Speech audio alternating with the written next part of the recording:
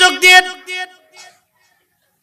বাংলাদেশের প্রধানমন্ত্রী যদি মারা যায়, রাষ্ট্রপতি যদি মারা যায়, প্রধান সেনাপতি যদি মারা যায়, বাংলাদেশের সবচেয়ে ধনী ব্যক্তিও যদি মারা যায়, মারা যাওয়ার 40 দিন পরে, মারা যাওয়ার 24 ঘন্টা পরে তার শরীরের ভিতর থেকে পায়খানার রাস্তা দিয়ে একটা পোকা বের হয়।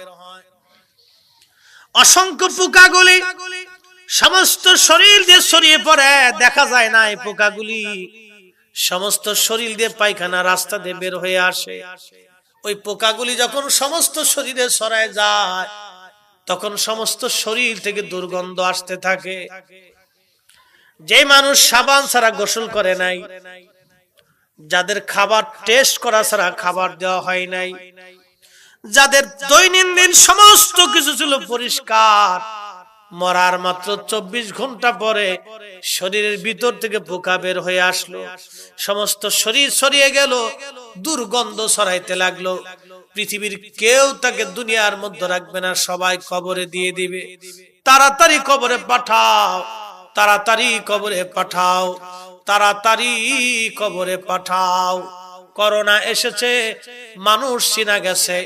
বাংলাদেশের কোটি কোটি টাকার মালিক সন্তান বাবা, বাবা সন্তান রেখে কবরে চলে গেল। আহা, কত সন্তান বাবার লাশের পাশে করোনার ভয়ে যায় নাই।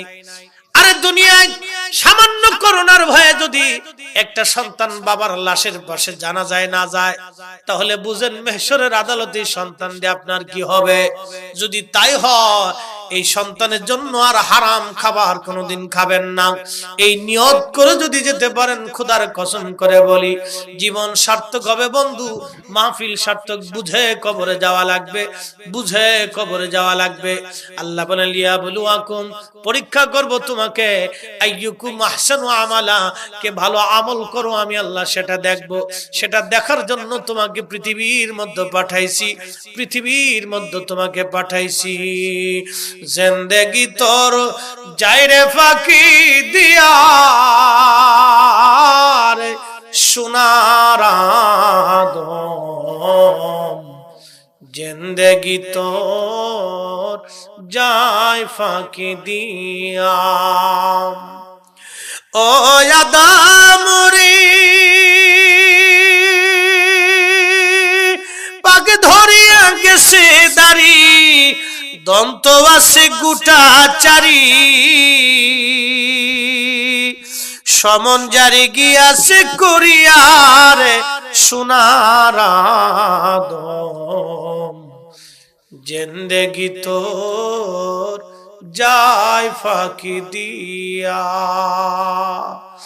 জিন্দেগি তোর যায় রে ফাঁকি দিয়া রে সোনার আদম, জিন্দেগি তোর যায় ফাঁকি দিয়া। সালাতুন ইয়া রাসূলুল্লাহ আলাইকুম,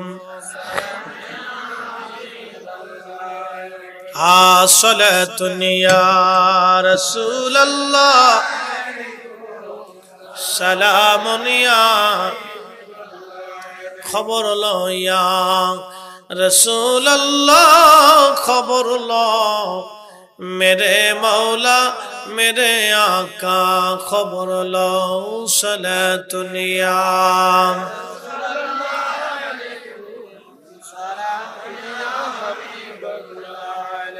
সালাতুন ইয়া রাসূলুল্লাহ, সালামুন ইয়া হাবিবাল্লাহ। ভাইজান বুঝতে অসুবিধা হয়, বুঝে যাওয়াটাই তো দরকার। বুঝলেই তো ভালো, না বুঝলে মহাবিপদ। আরে যুবক, সময় এখনই। যৌবন যার, যুদ্ধে যাবার সময় তার। যৌবন যার, যুদ্ধে যাবার সময় তার। যারা বুড়া হয়ে গেছে তাদের নামাজে ভুল হয়, সূরা পড়তে গেছে আলহামদুলিল্লাহি রাব্বিল আলামিন আর রহমানির রহিম ইহদিনাস সিরাতাল মুস্তাকিম গায়রিল মাগদুবি আলাইহিম ওয়ালাদ-দাল্লিন। সূরা হইছে না? হ্যাঁ, মুরব্বি পড়তেছে, ওনার তো স্মরণ নেই। এরকম বহু আয়াত ছুটে চলে যায়। আবার নামাজে দাঁড়াইয়া সেজদার মধ্যে পড়া চিন্তা করলো, হায় হায় কয় রাকাত পড়ছি হিসাব নাই, মনেই নাই। গত জুমার আগের জুমাতে আমার মসজিদের মুসল্লি মসজিদের ভিতরে প্রস্রাব করে দিচ্ছে। সে ওযু টুজু করে আসার পরে সে খেয়ালই নাই, সে বুঝতেই পারতেছে না সে যায় নামাজ ভরে প্রস্রাব করে, ওখানে দাঁড়াইতে আসছে। পরে লোকজনে দেখেছে আপনি তো এখানে নষ্ট হয়ে গেছে। বাজান যুবক বন্ধু খুব মনোযোগ, বয়স হয়ে গেলে এরকম স্মরণ শক্তি নষ্ট হয়ে যায়। এই জন্য যৌবনকালে রুজি করা লাগে, যে যৌবনে রুজি করতে না পারে বুড়া কালে বিবির হাতের মার খায়। যুবক আমার দিকে তাকাও, এই জীবন অনেক সুন্দর, সুন্দর একটা জীবন নষ্ট করবেন না। হাতে পায়ে ধরে বলি, জীবনটা অনেক দামি এবং অনেক সুন্দর। এই জীবনটাকে আপনি উপভোগ করেন। বলে হুজুর কিভাবে? দুনিয়ার মোহে না, কোরআন সুন্নাহের আলোকে উপভোগ করেন। কোরআন সুন্নাহের আলোকে আপনি উপভোগ করেন, আপনি সুন্দর থাকবেন। কে আমরা হুজুররা কি সুন্দর আছি না? আমরা কি খারাপ চলি? আমাদের চেহারা কি খারাপ নাকি? হ্যাঁ না, আমাদের স্বাস্থ্য খারাপ? কই, আমাদের চেহারা তো নষ্ট হয়নি, বরং আরো 20টা যুবকের চাইতে আমাদের চেহারা সুন্দর। হ্যাঁ দেখবেন তো ইমাম সাহেবদের হুজুরদের চেহারার দিকে তাকায় দেখ, আরো 10টা 20টা যুবকের চাইতে চেহারা সুন্দর। কেন চেহারা সুন্দর? আর হৃদয় ফ্রেশ থাকে আমাদের, এটার আমরা ফ্রেশ রাখি, ভেজাল মুক্ত রাখি। দূর এত ভেজালের দরকার। আসমান থেকে রিজিক আসে, যে আল্লাহ রিজিক পাঠায়, যে আল্লাহ সম্মান দেয়, যে আল্লাহ ইজ্জত দেয়, যে আল্লাহ বন্টন করে, তো সে আল্লাহর চিন্তা, ওটা আমার চিন্তা করে লাভ কি? কি কথা বলেন ঠিক কিনা? জীবনটাকে ভালোবাসেন না, খামাখা বিড়ি টাইনে নেশা করে এইগুলি করে আপনি কি ফায়দা হবে বলেন তো? যে বন্ধু আপনাকে বিড়ি টানা শিখাবে, বুঝবেন ও আপনার দুশমন, আপনার জীবন শেষ করার জন্য। লাথি মারে, ওকে লাথি মারে, নুষ্টা মারে না। আমার কাছে কথা ক্লিয়ার, কোনো ভেজাল নাই। জীবনে কাজ ক্লিয়ার করছি বিধায় আজকে এই পর্যন্ত আসতে পারছি। যে আপনাকে নষ্ট করতেছে ওকে লাথি মারে, নুষ্টা মারে না। আপনার কিসের বন্ধু? আপনার জীবন নষ্ট করার জন্য আসছে। নেশার থেকে ফিরে আসেন, নিজে বাঁচেন, নিজের ফ্যামিলিকে বাঁচান। জীবন অনেক সুন্দর, অনেক দীর্ঘ সময় আপনাকে বেঁচে থাকতে হবে, অনেক দীর্ঘ সময় আপনাকে পথ চলতে হবে। আপনার কাছ থেকে সমাজ অনেক আশা করে, অনেক গরিব মানুষ অনেক আশা করে থাকে। আমার দেশের অনেক যুবক ধনী ব্যক্তি ছেলেরা টাকা কোথায় খরচ করবে দিশে খুঁজে পায় না, অথচ আমার দেশের কত গরিব মানুষ টাকার অভাবে চিকিৎসা করতে পারে না, ওখানে টাকা খরচ না করে বিদেশে যায় ড্যান্স ক্লাবে যায় নাচে। হ্যাঁ, টাকা খরচ করার জায়গা খুঁজে পায় না। ঢাকা শহরে মাঝে মধ্যে ঢুকার সময় দেখি কোনটা মেয়ে কোনটা হিজলে বোঝা যায় না। একটা হাফ প্যান্ট ফুল প্যান্ট পরে মোটরসাইকেলের পিছনে ভুম ভুম করে ঢাকা শহর মেরে বেড়াচ্ছে। আমি চিন্তা করি এটা কোন বাপের মেয়ে? বেটা হিজলার বাচ্চা, মেয়ে ছেড়ে দিছে রাস্তা, হিজলার ঘরের হিজলা। ও মেয়ে জন্ম দিছে কি জন্য? হিজলার বেটা হিজলা। এরকম বহু হিজলা আছে ঢাকার শহর, মেয়ে জন্ম দিয়ে রাস্তায় ছেড়ে দিছে, বাস সারা শহর মেরে বেড়াচ্ছে। হ্যাঁ, একবারে পুরা হিজলে একবারে। ও বাপ কেন? ও বাপ হইছে কি জন্য?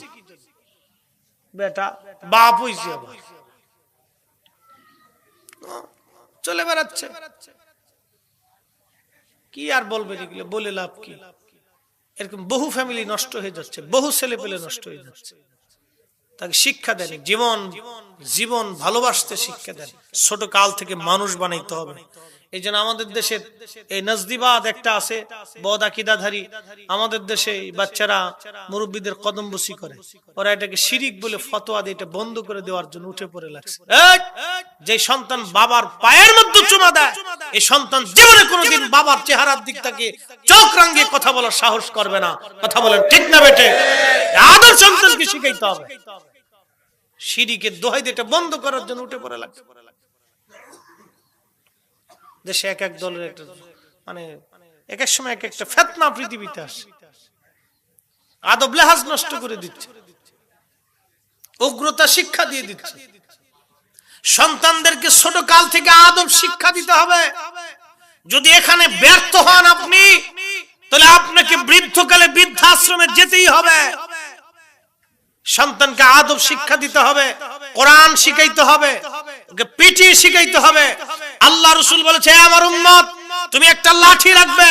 তোমার সন্তান 7 বছর পর থেকে যদি নামাজে না যায়, আদব শিখানোর জন্য তোমার ওই লাঠি যাতে ব্যবহার হয়, এই যদি না করতে পারো তাহলে তোমাকে পস্তাইতে হবে। সন্তানকে শিক্ষা দিতেই হবে। যদি না দেন তাহলে আপনাকে বৃদ্ধাশ্রমে যেতে হবে। এই কাজগুলো যদি আপনি না করেন, আপনার জন্য বড় সমস্যা বন্ধু। আমি আজকে বলে যাচ্ছি, এগুলি কাজে লাগাবে। তার মানে এটা না যে প্রত্যেকদিন পিটাইতে হবে, এরকম না। কিন্তু আদব লেহাজ নষ্ট হলে যখন শাসন করার তখন শাসন করবেন, যখন আদর করার তখন আদর করবেন। এটা হলো নিয়ম, এটা হলো নিয়ম। যখন আদর করার তখন আদর করবেন, শাসন করার শাসন করবেন। ওকে মানুষ বানাইতে হবে। একটা মানুষ যদি বানিয়ে যান, তো একটা মানুষ সমাজ মানুষ বানাবে। সমাজ অনেক কিছু আশা করে আপনার থেকে বন্ধু। এই যুবকদের কাছ থেকে সমাজ অনেক কিছু আশা করে। অনেক দরিদ্র মানুষ আপনার দিকে তাকিয়ে থাকে, হয়তো সে আমার ঘরে খাবার নিয়ে আসবে। মহেশ্বরের আদালতে আপনাকে জবাব দিতে হবে সেই দিন। আল্লাহ বলবে, বান্দা আমি ক্ষুধার্ত ছিলাম, তুমি আমাকে খাবার দাও নাই। বান্দা বলবে, আল্লাহ বলো কি, তুমি তো রব্বুল আলামিন ছিলে। সহিহ মুসলিমের হাদিস। আল্লাহ বলবেন, বান্দা আমার ক্ষুধার্ত বান্দা না খেয়ে ঘুমিয়েছিল, তুমি যদি তার ঘরে খাবার পৌঁছাইতে, তাহলে আমি আল্লাহর খাবার খাওয়া হয়ে যাইতো। একসাথে জোরে বলা যাবে না সুবহানাল্লাহ? কয়জনে আমল করেছি বলেন তো? আমার দেশের কত কোটি কোটি টাকার মালিক সর্বনাশ, খালি মক্কায় যায়। আমি এক চাচা আমার পাশের রুমে উমরা করতে গেছি, চাচাকে জিজ্ঞেস করলাম, কাকা কতবার আসছেন? বলে 8 বার। মাশাআল্লাহ, জীবনে আবার আসবেন? কে মরার আগে নিয়ত আছে। আমার শাশিকে নিয়ে আসছেন? তোমার শাশিকে নিয়ে আসছি। কত টাকা খরচ হয়েছে? বলে 20 লাখ তো হয়েছেই। আমি বললাম, কাকা 20 লাখ টাকা খরচ করছেন কিসের জন্য? বলে আল্লাহ তার নবী পাওয়ার জন্য। আমি বললাম, মাশাআল্লাহ, তা তো ভালো কথাই। আমি বললাম, কাকা আপনি 1 বার 2 বার 3 বার উমরাতে আসতেন, বাকি 5 বারের টাকা দিয়ে কাকা আপনার দেশে কি সদর হসপিটাল নাই? বলে হ্যাঁ আছি তো। আমি বললাম, কোনদিন কি যায় দেখছেন কত মা টাকার অভাবে নিজের সন্তানকে চিকিৎসা করাইতে পারে না, কত সন্তান টাকার অভাবে মার ওষুধ কিনে দিতে পারে না। আমি বললাম, বাবা এই 5 বারের টাকা দিয়ে যদি ওই মা, ওই দুঃখী মা, ওই অভাবী মার ঘরে খাবার পৌঁছাই দিতেন, আর যদি তার চিকিৎসা করাইতেন, ওষুধ কিনে দিতেন বাবা, তাহলে আল্লাহ মক্কায় খোঁজা লাগতো না, আল্লাহ ওই হসপিটালে খুঁজেই পাইতেন। আল্লাহ কি কথা বলেন, ঠিক না বেঠে? কয়জনে করে খালি মক্কায় যায় তালাশ করে, আর যায় খালি কে উটের গোশত দিবি না। ওই যারা হজে নেয় ওদেরকে কি বলে? কাফেলার লোকদেরকে গায়ে উটের গোশত দিবি না, গরুর গোশত দিবি না, কি খাবার দিছিস, ভালো হোটেল দিস কেন? এই খালি যায় মানে কুত্তা কামড়া কামড়ি করে। আমি নিজে চোখে দেখছি, আমি গায়ে সব বনাস। একটাকে একদিন বললাম, এই বেটা মক্কা মদিনাতে আসছিস কুত্তা কামড়া কামড়ি করার জন্য? এখানে কি খাওয়ার জন্য এসেছিস নাকি বেটা? খালি খাওয়া খাওয়া করতেছিস, ভালো হোটেল থাকাস? এখানে আসছিস ইবাদত করার জন্য, আল্লাহ নবী পাওয়ার জন্য, তো খাওয়া খাওয়া করিস কেন? এরকম বহু মানুষ আছে, বলে লাভ। এ মনে করছে আমি একবারে 3 চিল্লে মারি দিয়ে একবারে বেহেশত হয়ে গেছি। এক বেটারে জিগে আপনি ইজতেমা আইছেন কেন? আমরা গরিব মানুষ, মক্কা মদিনা যাইতে পারি না, এই জন্য হজের সব যাত্রা লেগে আইছি। চাচার কবর কোথায় আর চাচি কান্দে কোন জায়গায়? কথা বুঝেন নাই মনে হয়? চাচি কান্দে আর এক জায়গায়, সোয়া বলে মার কাছে, ও যায় কান্দে ইজতেমার মাঠে। কি পাগল দেশে হয়েছে কাকা, হ্যাঁ পাগল দেশ ভরে গেছে একবার, পাগল দেশ ভরে গেছে। একদিন আমার ইজতেমা, একদিন আমার এক মসজিদের ভিতরে ঢুকাইছে, হুজুর আসেন। তা আমি বইছি, খাবার টাবার দিয়ে এক বাসনের ভিতরে খায়। অনেক আগের কথা, তখন আমি মনে হয় ক্লাস আলিমে পড়ি। তখন তা আমারে বলতেছে যে হুজুর খান, মাদ্রাসায় পড়েন আপনি, মানে আমার দলে ভিড়ে বার চাইতেছে আর কি। তো খাওয়ার সময় খালি ঠেলে ঠেলে আমার দিকে দেন। আমি আমার ধাক্কায় খাওয়ান দেন কেন? কেন আপনি আমরা মেহমানের জন্য আপনার বেশি বেশি। আমি বললাম মাশাআল্লাহ, আমার ঘরে তো খাবার আছে, আমার মাথায় তেল আছে, তা আমার এত তেল দেওয়ার দরকার কি? আমরা যদি খাওয়াইতে হয় তাহলে ওই যে গরিব মানুষ রাস্তা দিয়ে হাইটে যেতে দুই সাইডে ধরে আইনে ফিরি খাওয়ার। এই বেলায় নাই আমার মাথায় তেল আছে আর আমরা তেল খালি ঠেলে ঠেলে দিতেছে। এটার মেহমানদারি কই নাকি? ওই যে গরিব মানুষ আছে নিয়ে আসেন। একবারে শিখাই দিছিলাম জাগারও, ওইগুলো নিয়ে আসেন, এলা করেন না। প্রিয় মুহতারাম উপস্থিতি, লম্বা কথা বাড়াবো না, আসেন নবীজিকে একটু দাঁড়ায় সালাম জানাই। ইয়া নবী সালাম আলাইকা।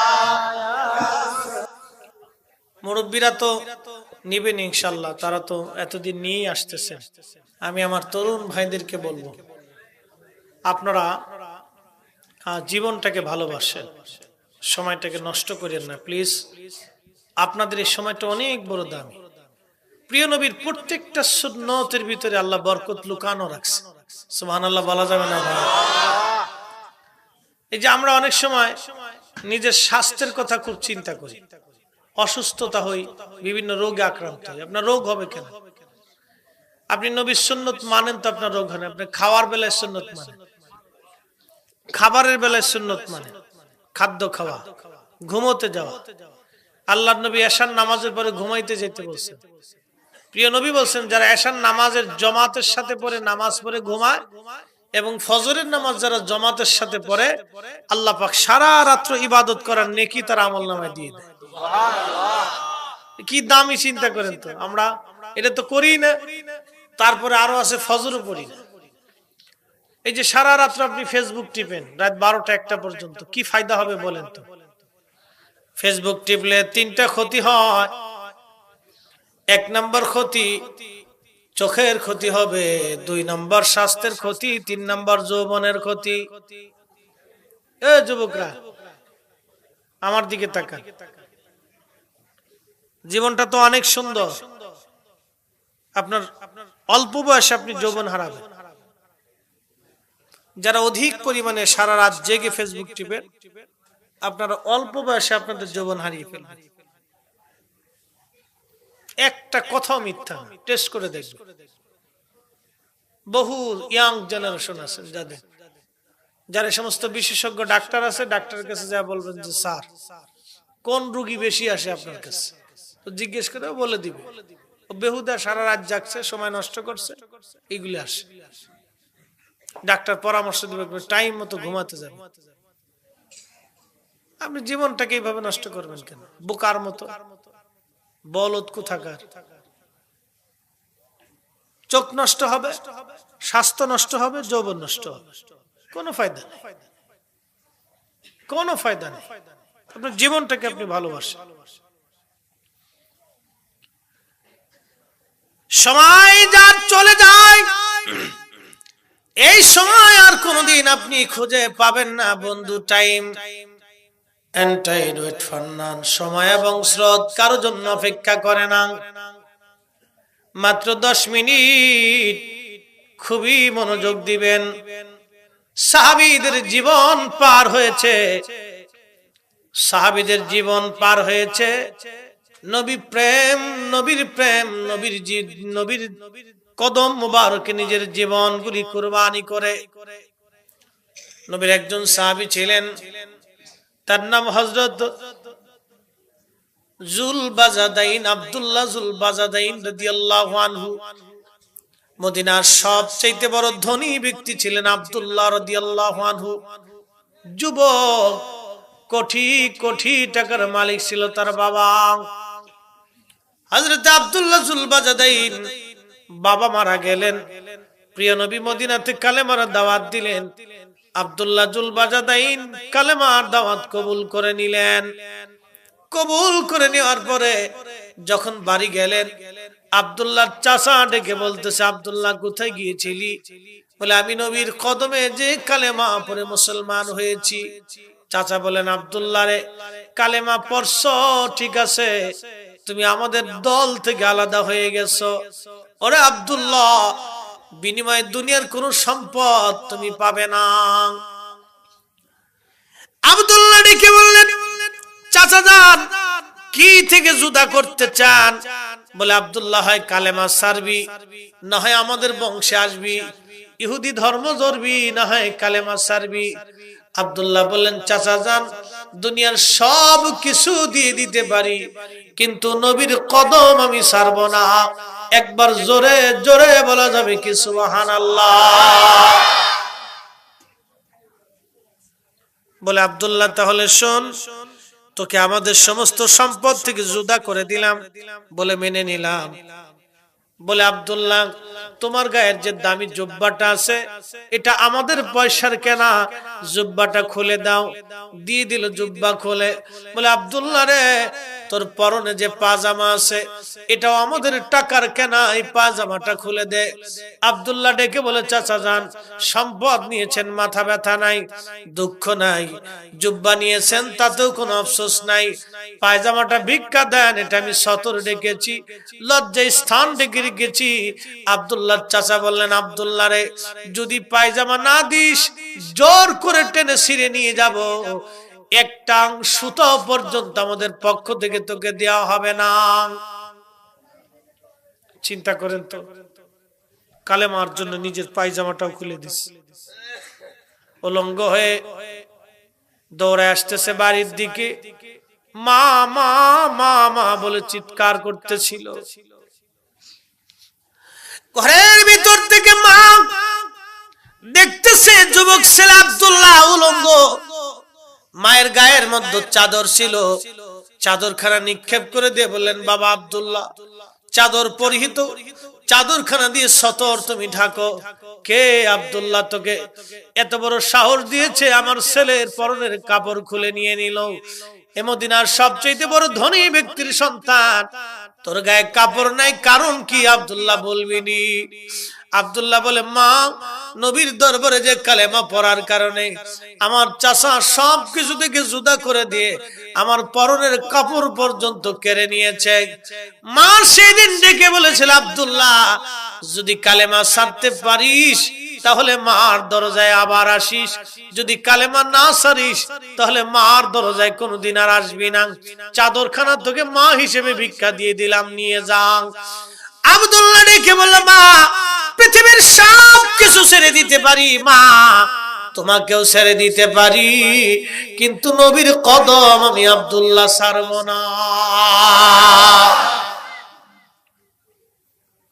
মুসলমানের মধ্যে কি তফাৎ একটু দেখেন তো ভাই। ও যুবক বন্ধু, একজন সাহাবী নিজের জীবনে সব দিয়ে দিয়েছে।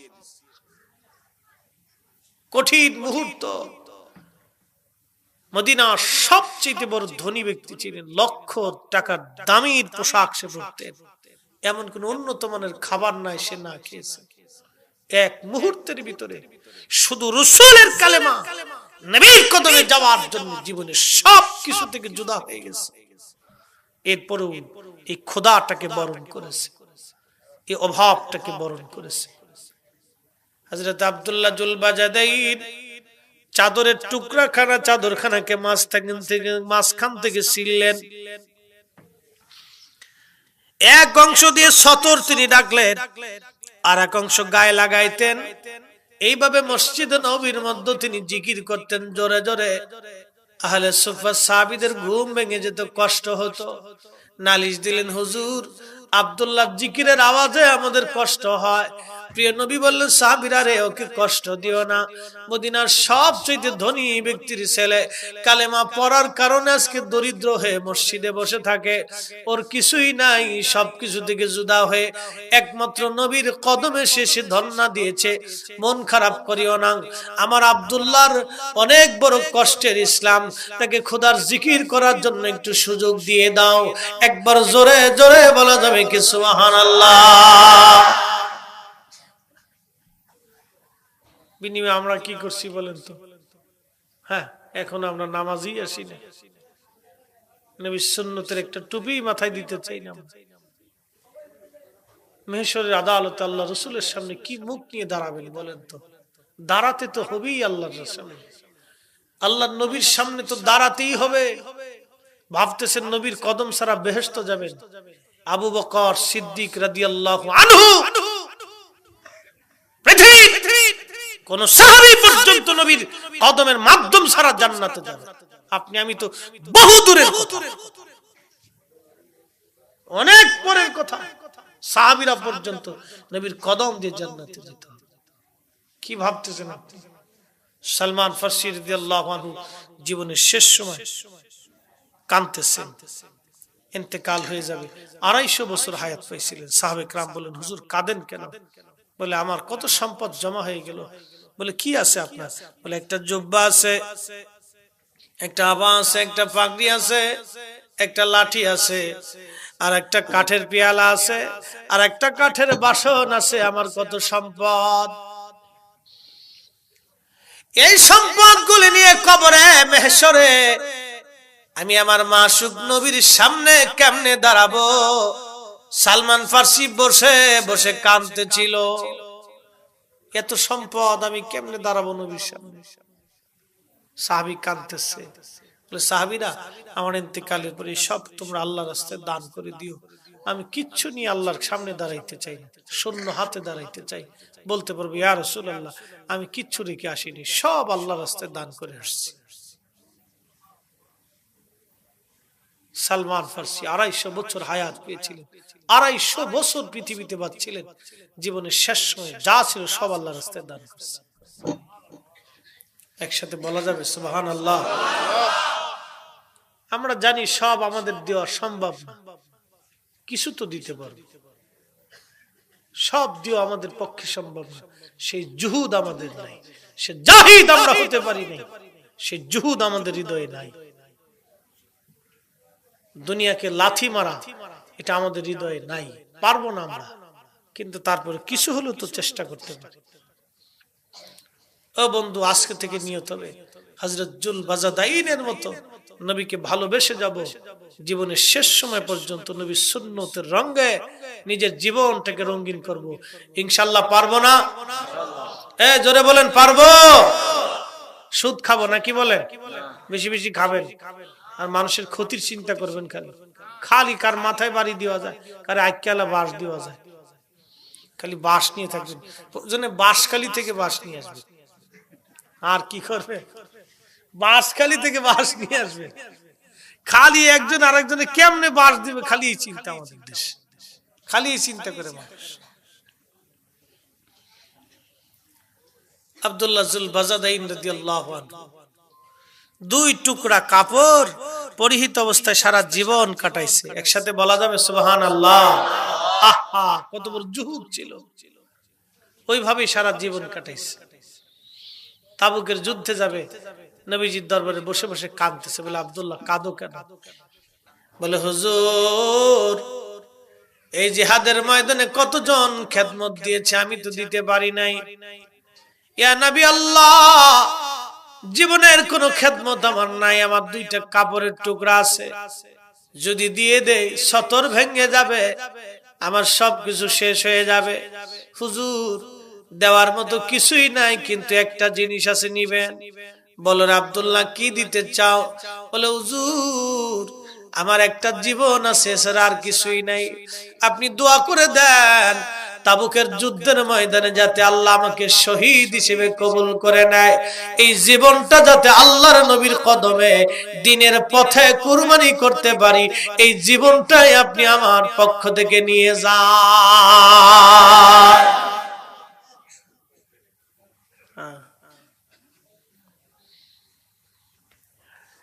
আল্লাহর নবী দোয়া করে বলেন, আল্লাহ, আমার আব্দুল্লাহকে তাবুকে শহীদ হিসেবে কবুল করে নাও।